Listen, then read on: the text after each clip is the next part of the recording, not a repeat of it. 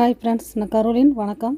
Welcome to rich food சமையல். இந்த வீடியோவில் என்ன பார்க்க போனோம்னா, ரொம்ப டேஸ்ட்டான, ரொம்பவும் சுவையான பூங்கார் அவலில் தாங்க இன்றைக்கி அவல் உப்புமா பண்ண போகிறோம்.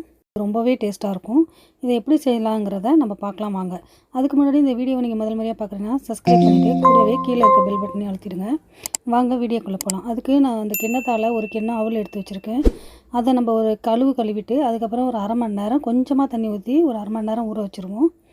அதுக்கப்புறம் நான் விரும்பிய காய்கறிலாம் எடுத்து வச்சுருக்கேன். பீன்ஸ் கொஞ்சம், கேரட்டை துருவி எடுத்து வச்சுருக்கேன், பெரிய வெங்காயத்தை 2 பெரிய வெங்காயம் நறுக்கி வச்சுருக்கேன், இஞ்சி கொஞ்சோண்டு துருவி வச்சுருக்கேன், அரை மூடி எலுமிச்சம்பழங்க, கொஞ்சம் பச்சை மிளகா, மல்லிக்கீரை, கருவேப்பிலை, அவ்வளோதாங்க இதுக்கு. அப்புறம் வந்து தேங்காய் பூ அரை மூடி எடுத்து வச்சுருக்கேன். தேங்காய் பூ போட்டால் ரொம்பவே டேஸ்ட்டாக இருக்கும். அதுக்காக நான் தேங்காய் பூவும் எடுத்து வச்சுருக்கேன். அவலில் தண்ணி சுத்தமாக இல்லைங்க, ஏன்னா நல்லா ஊறிடுச்சு. அதுக்கப்புறம் அதை எடுத்து ஒரு வாணலில் போட்டு நல்லா அமுக்கி வச்சிட்டோம்னா கொஞ்சம் நேரம் கழித்து இது நம்ம சமைக்கிற வரைக்கும் அது அப்படியே இருக்கட்டும்.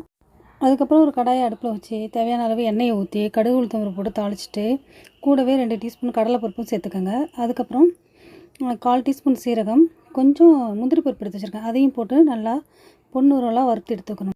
அரிஞ்சு வச்ச வெங்காயத்தையும் சேர்த்து நல்லா வதக்கி விட்டுட்டு கூடவே துருவிய இஞ்சியும் சேர்த்துக்கணுங்க. சேர்த்துக்கிட்டு அதுக்கப்புறம் நறுக்கிய பச்சை மிளகா அதையும் சேர்த்து நல்லா வதக்கி விடணும். வதக்கி விட்டுகிட்டே இருக்கும்போது அப்புறம் பீன்ஸையும் போட்டு நல்லா வதக்கணுங்க. பீன்ஸு நல்லா 1 நிமிஷமாவது நல்லா வதங்கணும். ஏன்னா பீன்ஸ் வேக ரொம்ப கொஞ்சம் லேட்டாகிறனால நல்லா 1 நிமிஷம் நல்லா எண்ணெயிலே வதக்கி விடணும். பீன்ஸ் நல்லா சீக்கிரம் வேகிறதுக்காக நம்ம கொஞ்சம் உப்பு சேர்த்து நல்லா வதக்கி விடணுங்க. அதுக்கு இப்போயே கொஞ்சம் தேவையான அளவு உப்பையும் சேர்த்துக்கணும். உப்பையும் போட்டு நல்லா வதக்கி விட்டுட்டே இருக்கும்போது அதுக்கப்புறமா நம்ம இந்த ஸ்டேஜில் கொஞ்சம் கருவேப்பிலையை உருவி போட்டுக்கலாம். உருவி போட்டு அதையும் வதக்கி விட்டுட்டு அப்புறம் துருவிய கேரட்டு அதை எல்லாத்தையும் போட்டு நல்லா வதக்கி விடுவோங்க. நல்லா வதக்கி விட்டுட்டு நல்லா 1 நிமிஷமாவது எல்லா காயும் நல்லா வேகணும்.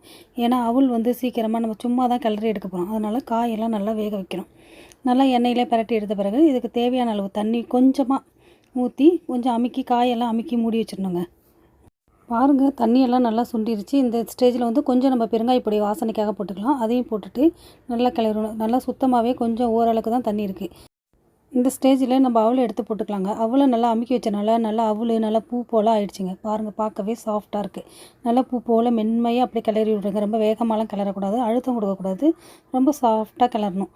அப்படியே சாஃப்டாக கிளறின பிறகு நம்ம இந்த ஸ்டேஜில் கொஞ்சம் எலுமிச்சம்பழம் அதையும் பிழிஞ்சு விட்டுட்டு கூடவே 1 ஸ்பூன் நெய் அதையும் சேர்த்து போட்டு அப்படி மெதுவாக கிளறி விடணுங்க.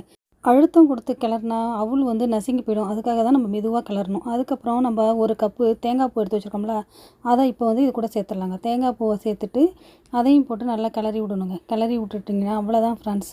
ரொம்ப அருமையான ரொம்பவே டேஸ்ட்டாக இருக்கும் ஃப்ரெண்ட்ஸ். இதை ரொம்ப குழந்தைங்க ரொம்ப விரும்பி சாப்பிடுவாங்க. நம்ம குழந்தைங்களுக்கு அவல் உப்புமா இது மாதிரி செஞ்சு கொடுத்தோம்னா அதுங்களுக்கு ஹெல்த்துக்கு ரொம்ப நல்லது. குழந்தைங்களுக்கு ஈஸியாகவே இது செரிச்சிருங்க. அதுக்கப்புறம் மாசமாக இருக்கிற பிள்ளைங்க இந்த பூங்கார் அவல் உப்புமாவை அடிக்கடி சேர்த்துக்கிட்டா நெஞ்சு எரிச்சல் இந்த மாதிரி பிரச்சனைகள்லாம் வராது. ரொம்பவும் சீக்கிரமாக செரிமான கோளாறு இந்த மாதிரிலாம் வராதுங்க ஃப்ரெண்ட்ஸ். அதுக்காக நம்ம மாசமாக இருக்கிற பிள்ளைங்களுக்கு இது கொடுக்கலாம். என் பொண்ணு கூட மாசமாக தான் இருக்குது. அதுக்கு நான் இது மாதிரி அடிக்கடி செஞ்சு கொடுப்பேன். என் பொண்ணு அவலை ஊற வச்சு தேங்காய் பூவும் ஜீனியும் போட்டு அடிக்கடி செஞ்சு சாப்பிடும் ஃப்ரெண்ட்ஸ். இது ரொம்பவே நல்லாயிருக்கும். அதுக்கு ரொம்ப பிடிக்கும் இது. இந்த பாருங்கள் ஃப்ரெண்ட்ஸ், அவ்வளோதான் ஃப்ரெண்ட்ஸ். எவ்வளோ சூப்பராக இருக்குது பார்த்தீங்களா? உப்புமா ரெடி ஆகிடுச்சு. இந்த மாதிரி பிள்ளைங்களுக்கு அடிக்கடி செஞ்சு கொடுங்க. ரொம்பவும் டேஸ்ட்டாக இருக்கும். இந்த வீடியோ பிடிச்சிருந்தால் லைக் பண்ணுங்கள், ஷேர் பண்ணுங்கள், கமெண்ட் பண்ணுங்கள். தேங்க்யூ.